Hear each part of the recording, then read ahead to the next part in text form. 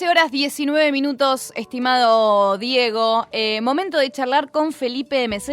Él es abogado del programa Derecho a la Ciudad de la Asociación Civil por la Igualdad y la Justicia, ASIG. Felipe, ¿cómo estás? Muchas gracias por tu tiempo acá en Todas las Cosas en Radio San Isidro. Hola, ¿qué tal? Muchas gracias a ustedes. Felipe, te llamamos, en base a varias noticias que andan dando vuelta y también por una situación que todos percibimos, sobre todo capaz los que tenemos tal vez algún conocido, familiar que está buscando vivienda, tal vez alguien que es propietario y no sabe si vender, alquilar, departamentos en sucesión, también que están vacíos y demás.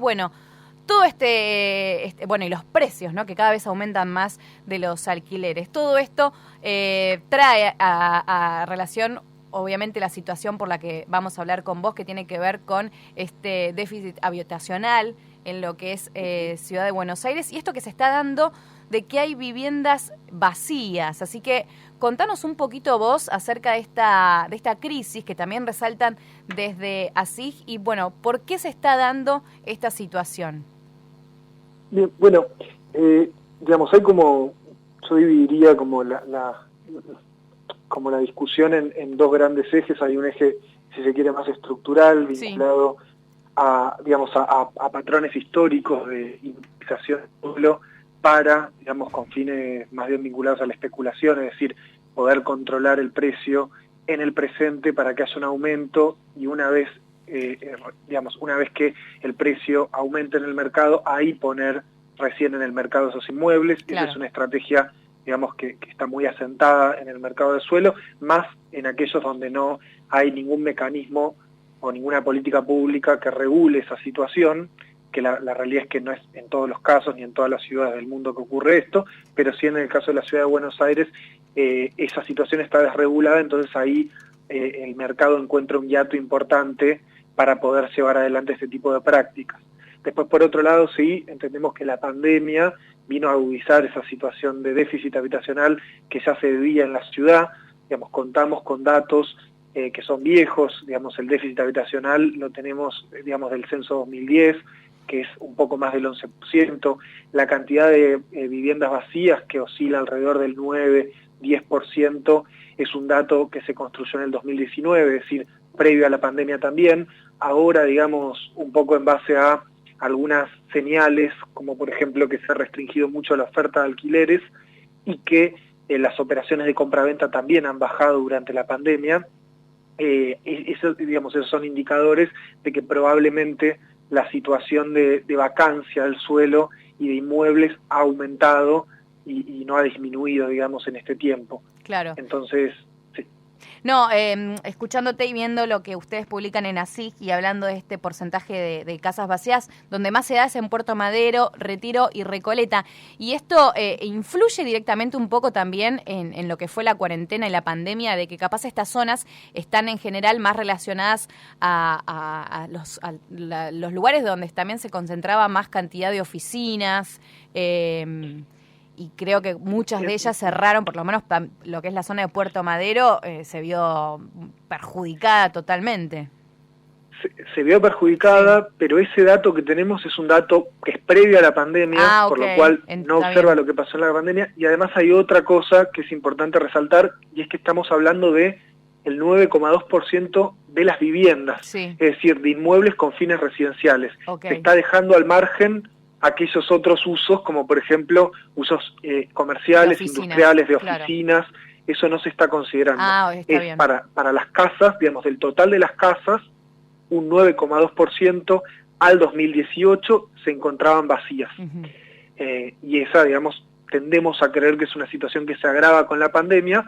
En buena medida podrá tener que ver con patrones como el despoblamiento del centro. Claro. Hay fenómenos que se están empezando a ver, que sobre todo la población con más altos ingresos puede desplazarse del centro de la ciudad, uh-huh. Y puede empezar a ocupar otros lugares más periféricos, o incluso más lejanos como la costa atlántica argentina. Hay situaciones que incluso el home office propician, pero más allá de eso, el escenario que tenemos es un escenario que se construyó en 2019 y en base a esos datos, lo que podemos pensar en distintos universos o distintas categorías dentro de la vacancia, digamos, los inmuebles vacíos, no todos serán con fines especulativos, digamos, como vos señalaste en un inicio, puede haber casos de sucesiones que quedaron estancadas, entonces hay una situación en la cual el bien se mantiene inutilizado por un tiempo, o supuestos en los cuales no se está pudiendo poner en alquiler, supongamos, que de todas formas es un poco sospechosa esa hipótesis porque la verdad es que hay una demanda muy grande de inmuebles en alquiler, pero entendiendo dónde se localizan la gran mayoría de los inmuebles vacíos, que es como dijiste, Puerto Madero, Retiro, Recoleta y Palermo, que yo ahí el patrón común que identifico no tiene que ver con los usos de oficina, claro, sino más bien con que son los lugares en donde el precio del metro cuadrado es más caro. Entonces, sí, ahí evidentemente se ve que quienes pueden, digamos, y tienen la espalda como para mantener vacíos los inmuebles son personas, actores o sectores, digamos, que tienen un determinado peso relativo y la posibilidad de concentrar propiedad, porque digamos para una persona que quizá tiene 2 propiedades no le es muy redituable tener una segunda vacía en la que tiene que costear servicios, expensas, digamos, esto es de un sector que evidentemente dentro del mercado inmobiliario está concentrado y que tiene la capacidad como para retener suelo y no ponerlo en el mercado, digamos. Felipe, ¿y cuál sería una posible solución? Digo, porque hay, creo yo, 2 alternativas o 2 variantes, corregime si me equivoco o hay alguna otra. Una, que es lo que se viene hablando de poner un impuesto a aquellas personas que durante determinado tiempo tienen un inmueble vacío y no lo alquilan o no lo venden o no se utiliza, que empiecen a pagar un impuesto. Pero por otro lado también pienso en la posibilidad de que sea el Banco Nación o Banco Ciudad, los bancos así que den créditos para que sea más accesible el tema de la vivienda y eso pueda llegar a hacer que baje esto. Digo, esas son las 2 opciones que ¿hay alguna más? ¿Qué es lo que se puede hacer para solucionar esto? Sí, en realidad, digamos, respecto de la segunda opción, no, digamos, por lo menos lo que nos muestra el mercado del suelo, por el tipo de composición que tiene, que se diferencia de otros mercados, es que vos inyectando créditos no es que tironeas necesariamente la oferta, lo que haces es que aumente la demanda y la capacidad de pago de la demanda, pero eso no genera instantáneamente efectos sobre la oferta, sino más bien lo contrario. Por ejemplo, los análisis que hay respecto de la primera etapa de créditos Procrear muestran que tendió a aumentar el precio del suelo, es decir, quienes capitalizaban ese crédito era más bien la oferta más que la demanda, porque las políticas de subsidio a la demanda, digamos, que se conocen, deberían ir acompañadas de políticas de promoción de la oferta. Y ahí es cuando aparecen este conjunto de instrumentos que señalamos en nuestro informe, pero que además, digamos, se vienen usando en muchos lugares, que tienen que ver, como vos dijiste, en, por ejemplo, impuestos progresivos a los impuestos inmobiliarios progresivos a los inmuebles ociosos, y después otro tipo de instrumentos más vinculados a incentivos y desincentivos que generan, digamos, que el propietario o tenga que poner en el mercado, lo cual genera efectos positivos, digamos, en el mercado, claro, o tenga que, digamos, incorporarse en el marco de alguna política pública, digamos, ahí, por ejemplo, vinculado a esto de los créditos que vos decías, hay experiencias en algunas ciudades europeas en las cuales frente a inmuebles que están muy deteriorados y que es muy difícil ponerlos a disposición, digamos, de la demanda habitacional, lo que se hace es el Estado ofrece un subsidio, digamos, y para rehabilitar ese inmueble, y la carga que asume el propietario es ponerla en alquiler social, porque acá también aparecen toda una serie digamos, de medidas creativas, digamos, que superan, digamos, los límites que el mercado propone, digamos, que tienen que ver, por ejemplo, con pensar en alquileres alternativos a los que ofrece el mercado, con precios controlados, o donde el propio Estado sea el promotor de esos alquileres, no lo que se conoce como alquileres sociales, pensar en medidas de vivienda inclusiva, por ejemplo, es decir, que el desarrollador privado tenga la obligación o la carga de destinar una cuota del desarrollo privado a vivienda social, es decir, tratar de ver cómo se puede conciliar algo que hasta ahora vienen transitando por caminos muy paralelos, que es la lógica del mercado, que genera déficit habitacional de manera sistemática, y la lógica de los derechos, que nos impone, digamos, y que fundamentalmente le impone al Estado la obligación de hacerse cargo de garantizar de manera universal el derecho a una vivienda adecuada.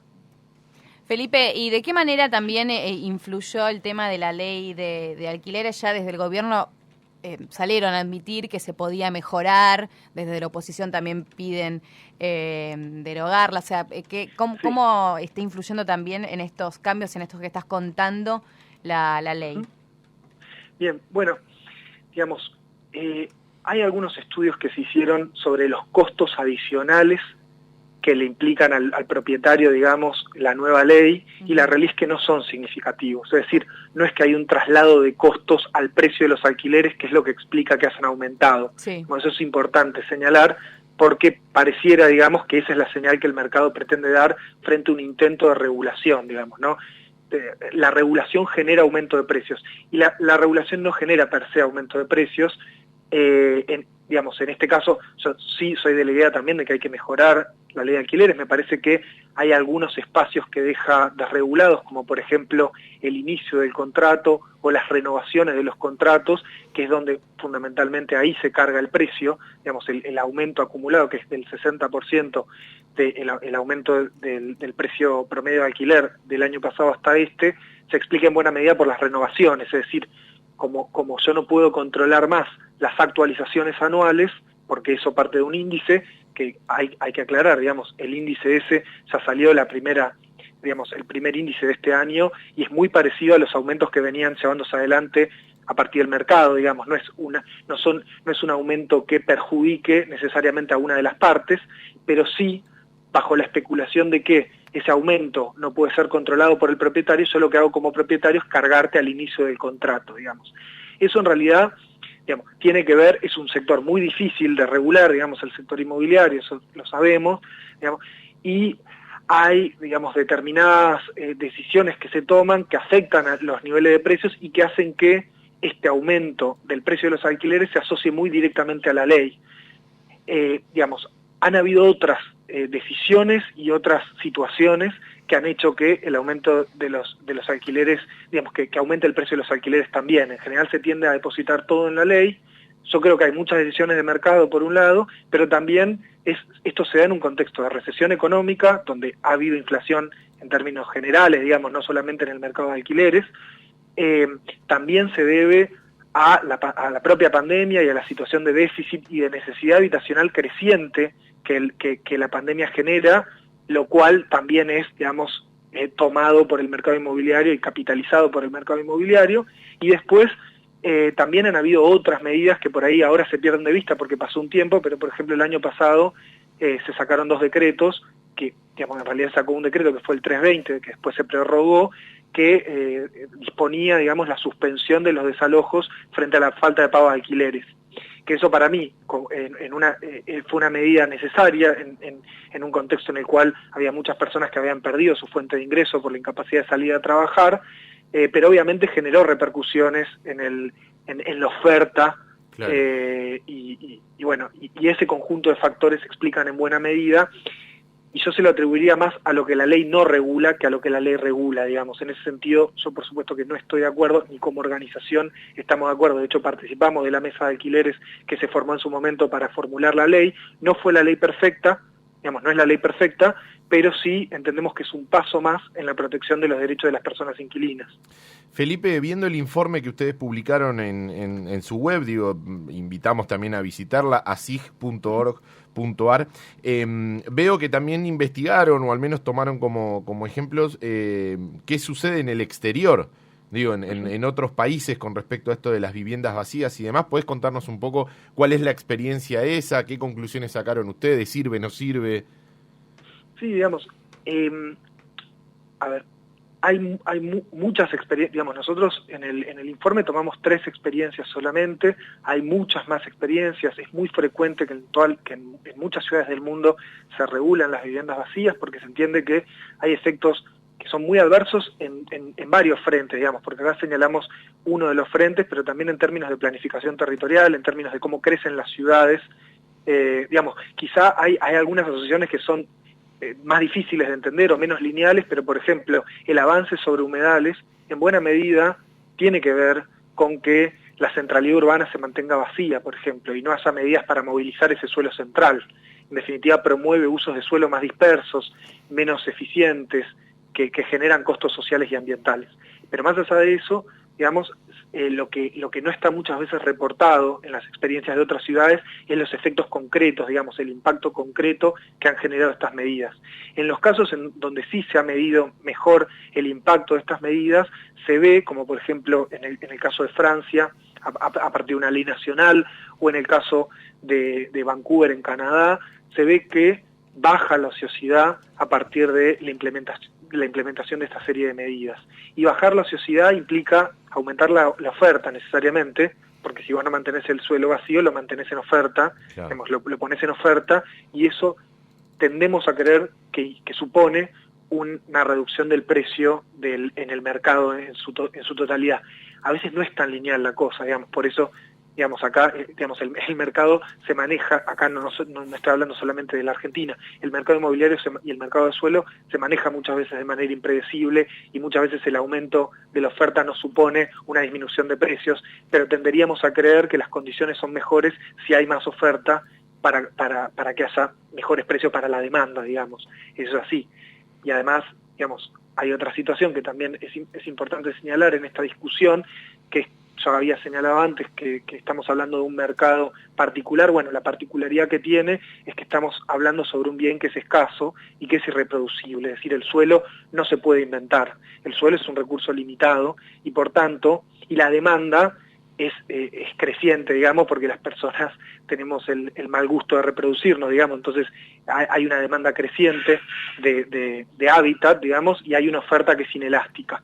Entonces, en ese sentido, es importante, digamos, recalcar la necesidad de regular ese mercado, que la proponen, digamos, se propone desde muchas teorías económicas, no solamente, digamos, desde las teorías o keynesianas o marxistas, digamos, no es necesario, digamos, abonar a esas teorías para creer, digamos, los neoclásicos entienden que un mercado, digamos, de competencia monopolística, con una oferta inelástica como es el mercado de suelo, requiere ser regulado, digamos. Y es sobre esa base que se ha regulado en otras ciudades. No es que se ha hecho, digamos, si uno se fija, muchas ciudades de Estados Unidos regulan la ociosidad del suelo, y eso tiene que ver con justamente entender que mantener el suelo ocioso tiene efectos muy nocivos, tanto en el mercado como en la demanda en la necesidad habitacional, y en definitiva implica un incremento de riqueza improductivo, digamos, de estas visiones. Felipe, te agradecemos muchísimo tu tiempo acá en Todas las Cosas en Radio San Isidro, y será hasta la próxima. Gracias. Muchas gracias. Hablábamos, Diego, con Felipe Meseles, es abogado del programa Derecho a la Ciudad de la Asociación Civil por la Igualdad y la Justicia, ASIG. Si quieren ver este informe del que hablamos con Felipe, bueno, está en la página de ASIG, así lo pueden consultar. Seguimos en vivo acá en Todas las Cosas.